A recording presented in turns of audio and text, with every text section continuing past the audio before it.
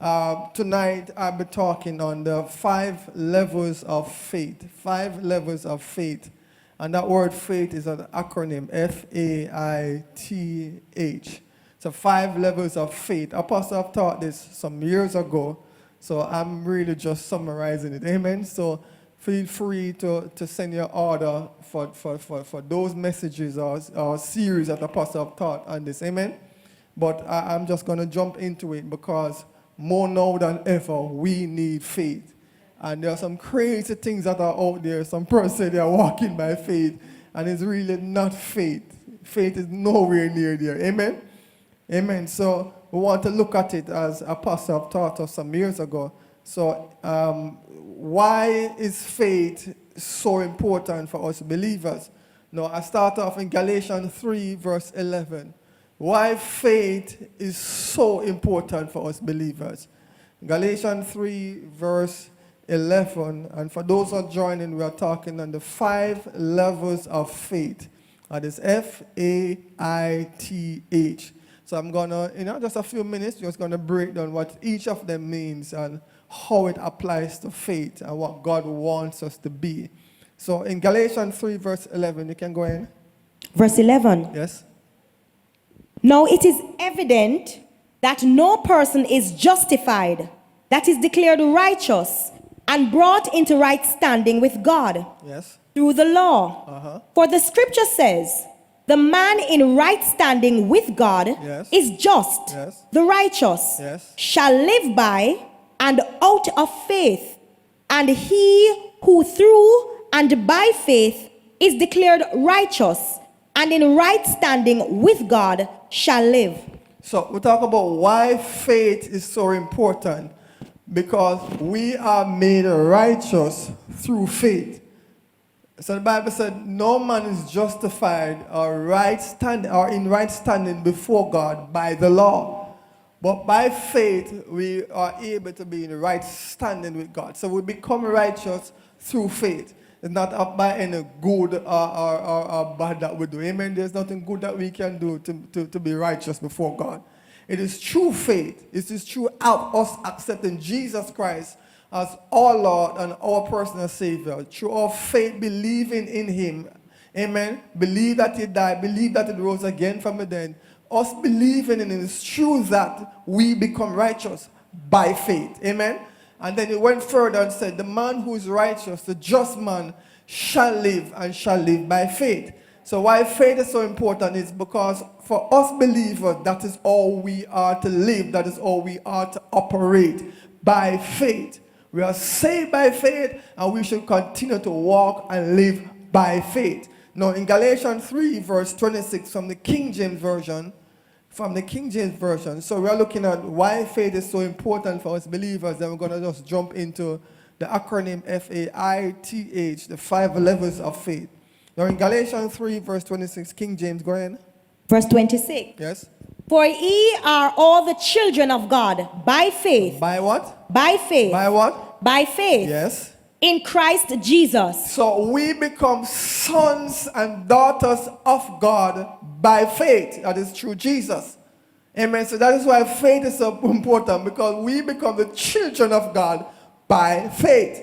Now in Hebrews 11, verse 6, we're talking about why faith is so important. 1, we are made righteous through faith. 1, we become the children of God by faith. 2, and then 3, now we are to live by faith. Now in Hebrews 11, verse 6, you can go ahead. Verse 6. Yes. But without faith, it is impossible to please and be satisfactory to Him. So without faith, it is impossible to please God. You cannot please God without faith. What a thing. So if you are pleasing God anywhere else outside of faith, it's not going to work. Because this is the standard to please God. It said by faith. Isn't that what the scripture said? Read to it from the top. Verse 6. Yes. But without faith, it is impossible to please and be satisfactory to Him. So that it says without faith, it is impossible to please Him and be satisfactory to Him. So this is the reason. That's why if it is impossible to please God without faith, then we need to know what is faith. Amen. So this is why faith is so important. So then if by faith, just finish reading that scripture, let me just continue, yes? For whoever would come near to God yes, must necessarily believe that God exists and that he is a rewarder of those who earnestly and diligently seek him out. Okay, fine, thank you. So by faith we have been made righteous. By faith we become the sons of God. By faith we have to live. Amen. And then now by faith, that is how we please God. Then we need to know what then is faith. Faith. Glory to God. So I'm talking on the 5 levels of faith. So now the first one, which is F, fighting faith. It's fighting faith. So you could turn to 1 Timothy 6, verse 12. The F is representing fighting faith. So whether we believe it or not, like it or not, at some point in time of our life, as believers, we have to fight. Amen? We have to fight. Whether fight to be saved, to continue to be saved, whether to fight for a breakthrough, at some point in time of our life, we have to fight. Amen? In 1 Timothy 6, verse 12, go ahead. Verse 12. Yes? Fight the good fight of faith. Fight the what? Fight the good fight of faith. So there is a fight. Amen? And the Bible says fight the good fight of faith. So there is a fight. So whether we like it or not, there is a fight. Amen? But the Bible says we must fight it. Amen? Fight the good fight of faith. Continue, yes? Lay hold of the eternal life, yes, to which you were summoned, and for which you confessed the good confession of faith before many witnesses. Amen. So it is so easy sometimes to be drawn back into the world. Amen. And because the things of the world, they are so appealing. The different things, they are so attractive to draw you back in that direction. So why the faith becomes a fight now? Because you have a fight to maintain your stand with God. You have to fight to say no to the things that that part of your want that you know you must get. It's a fight. Amen. You have to fight to remain sanctified. Glory to God. You have to fight to remain pure before God. If you don't understand where I'm going, amen. Because if you're not careful, some things can just seep in and draw us in a simple way and we don't even realize. Amen. So the fight is to stay safe. Amen. But there are other fights that we have to fight. Amen. I talk a good fight of faith. In Luke 18, verse 1 to 2, 1 to 8, there are times in which not only just fight to stay safe, but sometimes as believers we have to fight to get our breakthrough, fight to get our answer, fight to get things unlocked, fight even for our healing, which rightfully belongs to us. Can you imagine? Amen. Because sometimes the devil would bombard your mind and say, no, you see, you're sick, you're going to die of this sickness. So you have to fight and say, no, the blood of Jesus, by his stripes I'm healed. So that's where the fight coming on. So in the midst of you feeling the pain, I'm saying, in the name of Jesus, by the stripes of him, I am healed. Amen. That's a fight. Because you're not believing, activating the faith according to what God's word said and declare healing over your body. So that's the fight. Because everything within you, I tell you, give up. Everything within you say the pain is there. Everything within you say you're going to die. But you have to open the mouth and say, I will not die. According to the word of God, by stripes I'm healed. I shall live to declare the works of God. That is a fight. Amen. Because we are going against everything that is opposing what the word of God said concerning us. Amen. So that's why the Bible says, fight the good fight of faith. And guess what? With that fight, we must win the fight. As believers, we have to have a mindset that, listen, we're not losing no battle. We have to stand our ground. Amen. And say, Jesus have given me the victory. So therefore, I'm holding my grounds. I will not back down. I will not give up. I hold firm to God and rebuke Satan. Amen. Fight the good fight of faith. Now in Luke 18, verse 1 to 8, go ahead. Verse 1. Also, Jesus told them a parable to the effect that they ought always to pray, and not to turn coward, faint, lose heart, and give up. So God don't want us to be coward. Amen. God wants us to fight.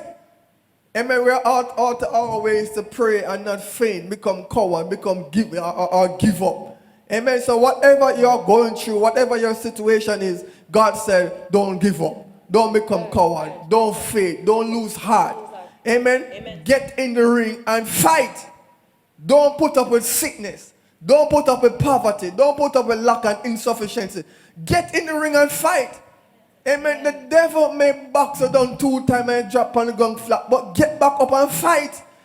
Amen. Because we may lose the fight, but we don't lose the battle. Not because you're walking your walk in life. Amen. And you buck your toe mean you're going to stay down and ball. Get up and walk. Get up and fight. That is where the fight is. Don't stand there on the ground. Get right back up and get in the ring and fight. Amen. The fight, the battle don't over until it's over. You know? Amen. So until you're dead and lose and there's no more life in you, amen, fight. You have the victory through Jesus Christ. Amen. Amen. Now, continue read this. Verse 2. Yes. He said, in a certain city, there was a judge who neither reverenced and feared God, nor respected or considered man. Verse 3. And there was a widow in that city who kept coming to him and saying, yes, protect and defend and give me justice against my adversary. Verse 4. And for a time he would not. But later he said to himself, yes, though I have neither reverence or fear for God, nor respect or consideration for man. Verse 5. Yet, because this widow continues to bother me, yes, I will defend and protect and avenge her, lest she give me intolerable annoyance and wear me out by her continual coming. Yes. Or at the last, she come and rail on me, or assault me, or strangle me. Verse 6. So what was this lady's fight? Her fight was to get revenge. And she didn't stop until she get the revenge. Amen. And that's what we have to be sometimes in prayer. We don't stop until we get the result. Amen. The things may not go in according to how we are praying, but doesn't mean that we must stop. We must keep pressing until we get that which we are praying about. Amen. The Bible said that Daniel went on a 21 days fast. Amen. And the angel visited Daniel and said, Daniel, from the first day you pray, I've heard you and I was sent to bring the answer to you. But the prince of Persia, the prince of the air, amen, there was a battle that was going on over these numbers of days, amen, holding his breakthrough from coming to him. Amen. So sometimes when we are praying and we are pressing in things and we don't see the answer, we don't see things are coming. Amen. It doesn't mean that nothing is not happening. Something is happening in the realm of the spirit. So guess what? We have to keep on pressing, keep on fighting until we see that which we are praying about. So we have to push. Amen. As believers, we have to fight the good fight of faith. Amen. So continue. Yes. Verse 6. Then the Lord said, listen to what the unjust judge says. Yes. Verse 7. And will not our just God defend and protect and avenge his elect, his chosen ones who cry to him day and night? Yes. Will he defer them and delay help on their behalf? Yes. Verse 8. I tell you, he will defend and protect and avenge them speedily. However, when the Son of Man comes, will he find persistence in faith on the earth? Or will he find fighting faith in the earth? Will he find someone who can, if to be persistent, you have to fight. It's like a battle, you know. To be persistent, you have to push against all odds. Amen? So that's fighting. So when the Son of Man, will he come? Will he find someone who is fighting the fight or the good fight of faith? That's basically what it boils down to. Amen. So God wants us to fight the good fight of faith. And not just fight it, but to win. Glory to God. Because we are all victorious in Christ Jesus. Amen. Amen. Amen. So we deal with the F in the faith. So for those who are just joining, we are talking about the 5 levels of faith. And that word faith is acronym FAITH. So we have dealt with F, which is the fighting faith. Now we're looking at A, which is the action faith. You could turn to James 1, verse 22, and the King James Version. So we're looking at action faith.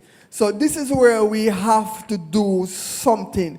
It requires an action. It requires us get involved, get in motion, doing something. Amen? So in James 1, verse 22, King James, I could go ahead. Verse 22. But be ye doers of the word, and not hearers only, deceiving your own selves. So it said we should not be doers of the word and not only hearers of the word. Amen? So when we only just hear the word and don't carry the action, we are only deceiving ourselves. Faith requires an action. So you have the action faith. Amen? So I know for some person, they may be saying, for example, some person may be saying, believers are not easy. Some person, let's say for example, you by faith, through your action of faith, say your confession daily. So you have some confession you put before God, you say it before God, I declare I'm blessed and I'm favored, I'm blessed going on, blessed coming in, people are looking for me to bless me, I'm favored, and so on and so.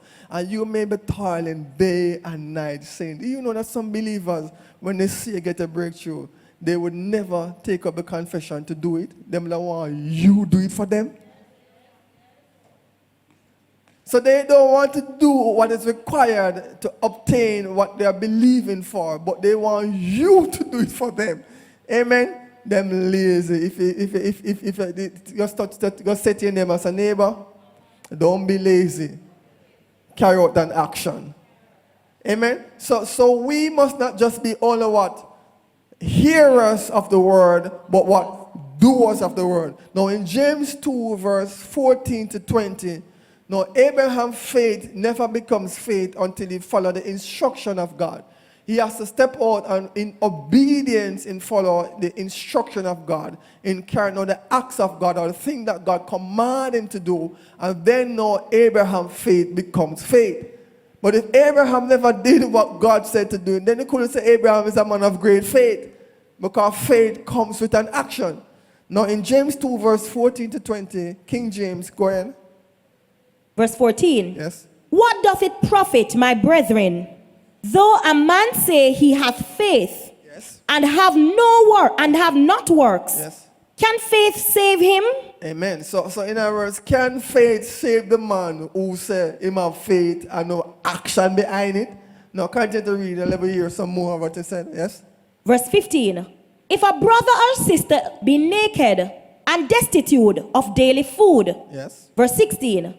And one of who say unto them, depart in peace, be ye warmed and filled. Yes. Notwithstanding, ye give them not those things which are needful to the body. What doth it profit? Verse 17. Even so, if it hath not works, if even so faith, if it hath not works, is dead, being alone. Verse 18, yea, a man may say, yes, thou hast faith, yes, and I have works. Show me thy faith without thy works, and I will show thee my faith by my works. Yes. Verse 19, thou believest that there is one God, thou doest well.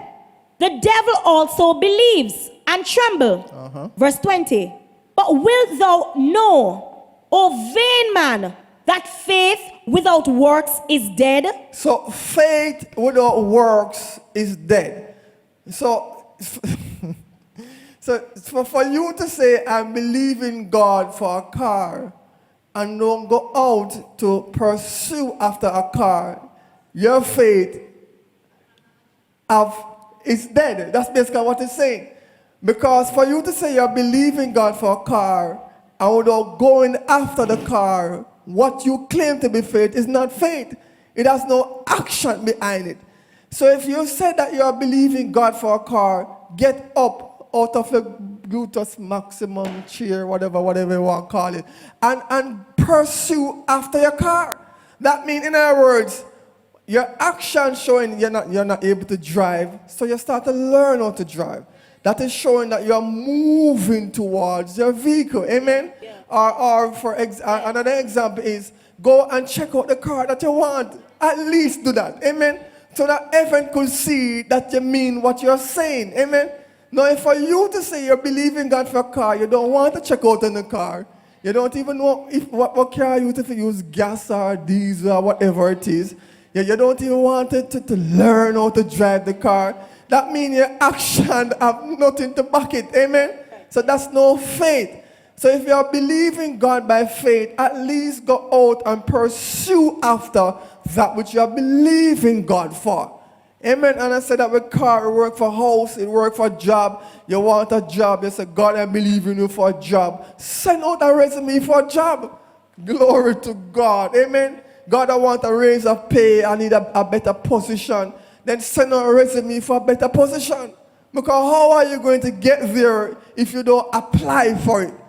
Amen? So that is the action now behind the faith. Amen? So it's not just for you to say that you have faith. It's but for your action to carry. God, I'm believing in by faith. Therefore, I'm doing this. Amen. I'm carrying out this action. I'm learning how to drive that car. I've learned how to do this. So you're believing God by faith. Right. Amen. You understand where I'm going? Yes, I give one last example and then move on. Like my father said to me when I wanted to go for my license, right? So how I learned how to drive is I had to borrow my father's car without his permission. Let us put it that way. Everybody understand what I mean, right? Without him know, I never thief it, I just borrow it without his permission. Glory to God, because it belongs to him. Amen. So watch this now. So I'm believing God to learn how to drive. So guess what? I'm not saying I go before God and say, God, let me borrow the car. No. But whenever he's not there, I just try to move the car from point A to point B. So I learn how to drive. Now, after a period of time, being able to drive, after taking different instruction, asking different questions, learn how to drive, I was going for my license. So my father said to me, how are you going to go for license and you can't drive? So little did he know that I was borrowing his car. I was practicing. But there's one particular thing I couldn't get. It's parallel parking. When you reverse in the space, I couldn't get that with his car. And the revelation, I never get the revelation until after me get the license. I'll give you an example. So what happened with my father's car? Because it wasn't aligned properly, and the steering wheel is tough. I don't remember the vehicle, but the steering wheel is tough, so it was hard to drive. I never know that God was teaching me how to drive, and the hardest vehicle was a standard. So no matter how much I tried the parallel parking, we just could never get it right. But little did I know, it's because the thing was out of alignment. Well, the person who can drive can correct me. It was out of alignment. The steering wheel was very tough. So when I went for driving, because my father said, you would never pass on your first attempt. All of we fail on our first attempt. I said, no, I believe God by faith that by my first attempt, I will pass. So his word against my faith. Amen. So my faith, I said, when you can say what you want to say, but me, I go pass my first attempt. So I went there, I got a van, and the van had power steering wheel. So it was so easy to move. It's first I drive car with power steering wheel. So it feels so good. So whenever someone do the parallel park, I'm just swoop, swoop, swoop, and just go in the nice and neat. But I never know. So it's after that I got a revelation that my father's steering wheel was tough. It was out of line. That's why I couldn't get it right. So I parked so perfectly. To the driving instructor said, man, a long time I drive. Well, only farm I have with you, I drive with one hand. But the reason I was driving one hand because I become so used to it because I drive standard. If a person who drives standard will understand. Amen? So watch this now. So my faith, going back to faith, action. So my action is not what my father said. Amen? Despite what he said, I still went out and believed God. Amen? To drive. I could have shrink in fear and said, boy, because my father said I'm not ready for drive, I'm going to fail. And don't go. Amen. But I said, God, I believe you in the same way. So I push forward. That's my action going ahead. Amen. And I trust God, and God allowed me to get my general license the first time I did. I drive for it. I never buy it. I drive for it. Amen. Glory to God. So watch this now. So we are talking about action faith. So if you are believing God for a house, search the market for a house. Call a real estate agent. Make them check out a house for you. Tell them the price of what you want. Check NHC to see what they qualify for. Amen. Do something. Amen. Because it is by you doing that, doors and opportunity will be open for God to back up your action, for God to open the door, for God to favor you, for you to get to a breakthrough. So you have to put your faith into action. Amen? Amen. That's right, that's right. All right, so we can move on now. All right, so the next one we're looking at the I, which is the increase in faith. I, increase in faith. So in Romans 12, verse 3, King James Version. So we're talking about increase in faith. Romans 12, verse 3, King James Version. So after putting into effect the first two levels of faith, go ahead and read. Verse 3. For I say, through the grace given unto me, to every man that is among you, not to think of himself more highly than he ought to think, but to think soberly, according as God hath dealt to every man the measure of faith. So watch this now. So after putting into effect the first two levels of faith, that is the fighting faith and the action faith, you will soon find yourself going into increase in faith. Amen? So in Romans 12, verse 3, King James Version, let's read it one more time for us, please. Verse 3. For I say, through the grace given unto me, yes, to every man that is among you, yes, not to think of himself more highly than he ought to think, but to think soberly, according as God hath dealt to every man the measure of faith. So God have given every man the same measure of faith. So no one get a jump.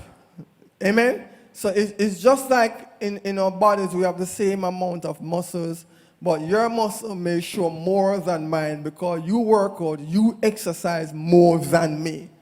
You understand where we're going? Amen? So your muscles may show more. So it's the same thing. All right? So some person's faith may be more than some because they exercise their faith more. Your faith can increase based on how much you exercise that faith. Amen? So in Romans 1, verse 17, Romans 1, verse 17, you could go ahead. Amplify, please. Verse 17. For in the gospel, a righteousness which God ascribes is revealed. So there's a righteousness in which God revealed. It's in the gospel, amen? And what is that righteousness which God revealed? Go ahead. Both springing from faith and leading to faith, yes, disclosed through the way of faith, yes, that arises to more faith. So the righteousness that God ascribes through the gospel is faith. Amen. Because I remember I read earlier in Galatians where we become righteous through faith. So that's the righteousness which God ascribed. Amen. And it said it arose to more faith. That means we are saved by faith.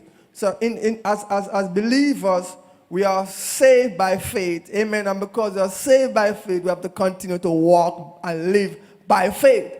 So as we continue to walk and live by faith, our faith increases. So that's why I said it arose to more faith. Amen. So I want to read back from the top again. And then, same scripture, read it from the top. Go ahead. Verse 17. Yes. For in the gospel, a righteousness which God ascribes is revealed, both springing from faith, yes, and leading to faith, yes, disclosed through the way of faith, yes, that arouses to more faith. Yes. As it is written, the man who through faith is just and upright, yes, shall live by faith. So we live by faith. Amen. So how do we increase in faith? By putting our faith into action, I just said that earlier. By putting our faith into action, that's how we increase by faith. Amen. For example, God, you may just come to church and hear about tithes and hear about offering. And for example, you used to get paid. Let's say, for example, you get paid $20,000. Amen. So watch this now. So you, from that, you may because you have to sow for tithes 2,000. Example, say 2,000. All right. Now, God increased your salary to become what? 30,000 per month.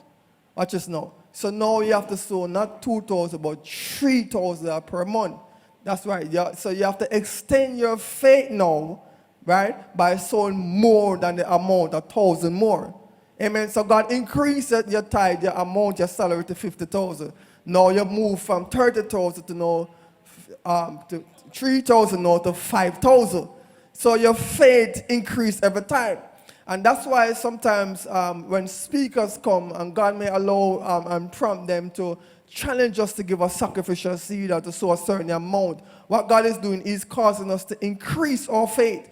Amen. Because if we follow believers, believe in me, we remain at the same level. 1,000 you start to sow from the day come church, and 10 years gone, 1,000 still a sow as the offering.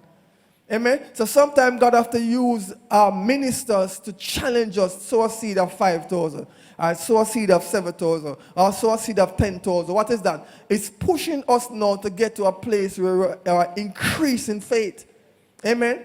Because the Bible says without faith it's impossible to please Him. If we continue to remain at the 1,000 level, even after 10 years, even if we get more money and still 1,000, that means we can't please God because we are still there. That's not faith.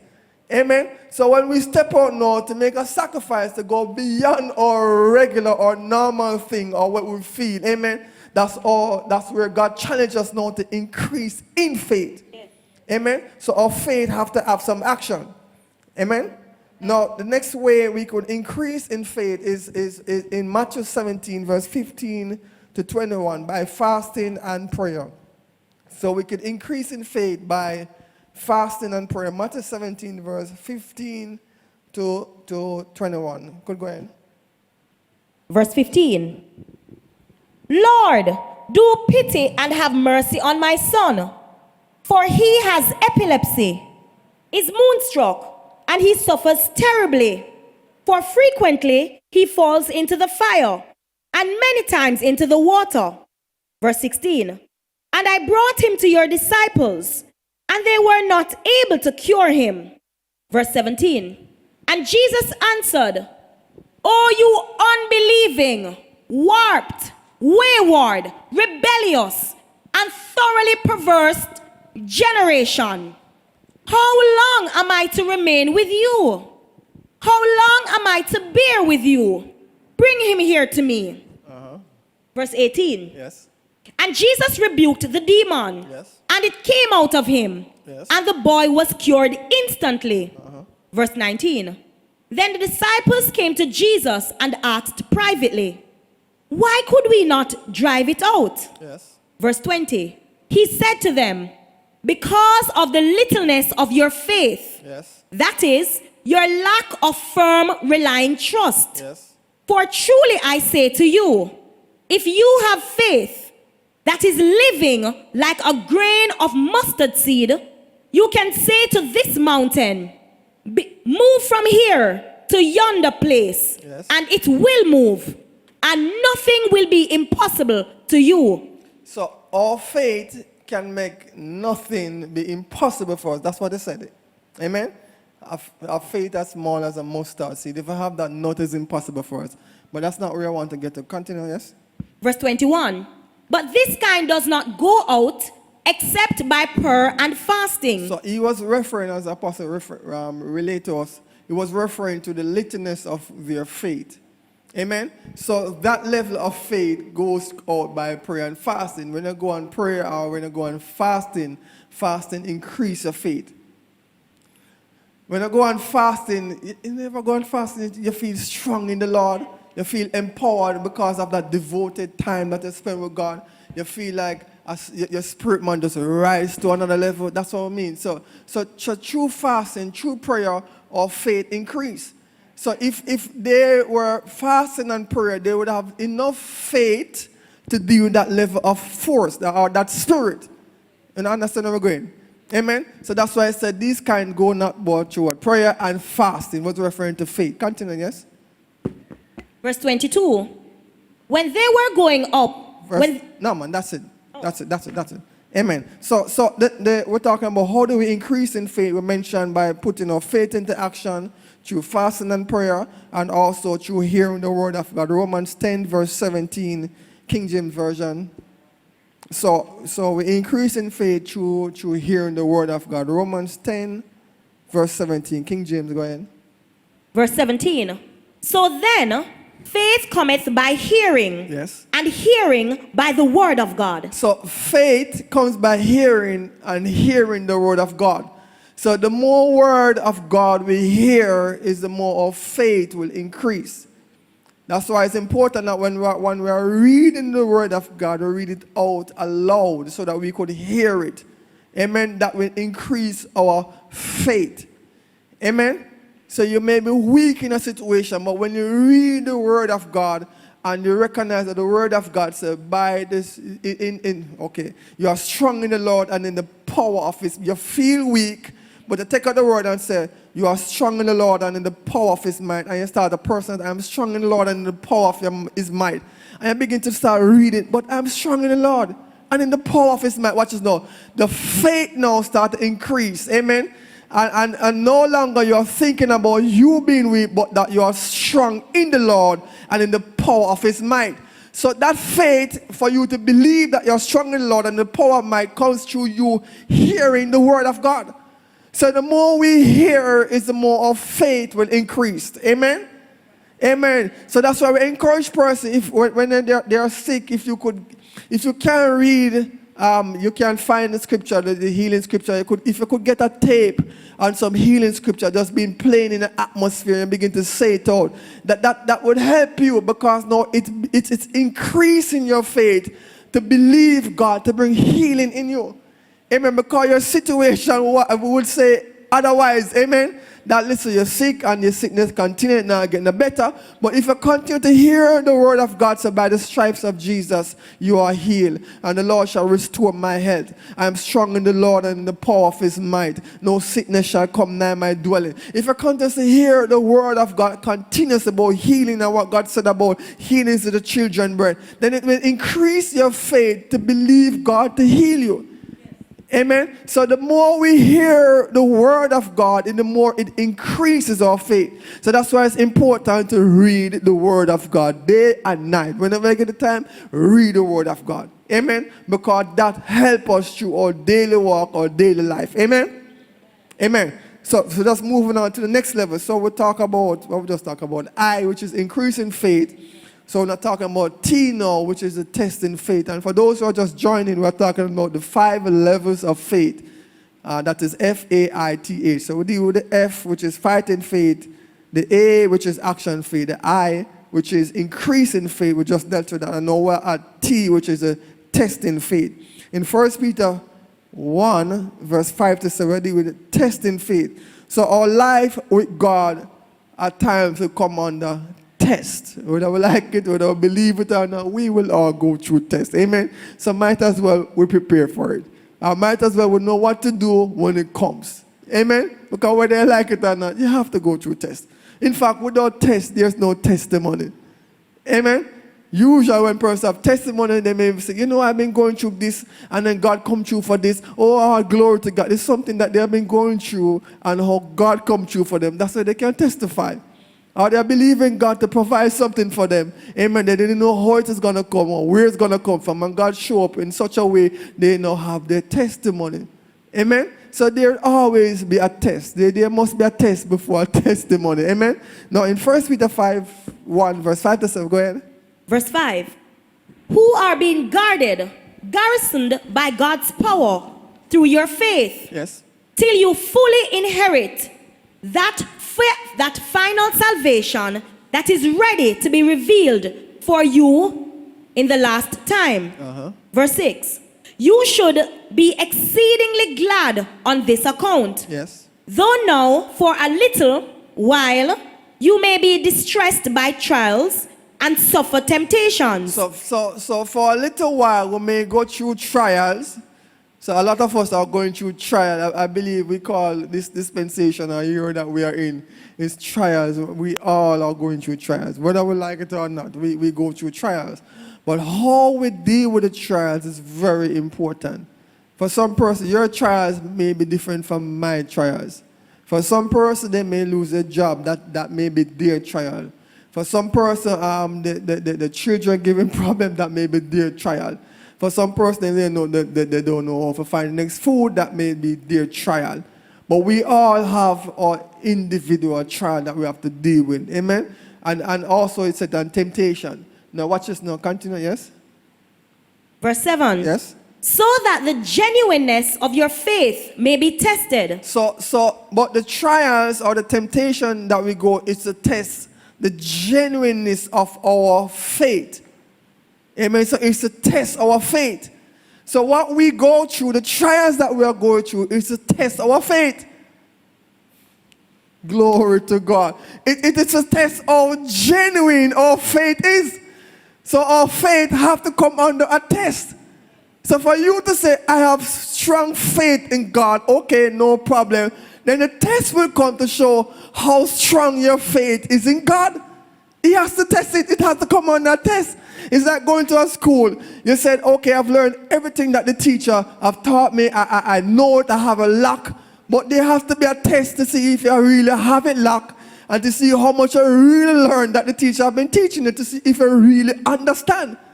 Amen. So there have to be a test to test how genuine our faith is. Amen. Because we can all say we have faith, but our faith, amen, may not be as strong as we think it is until it comes under fire.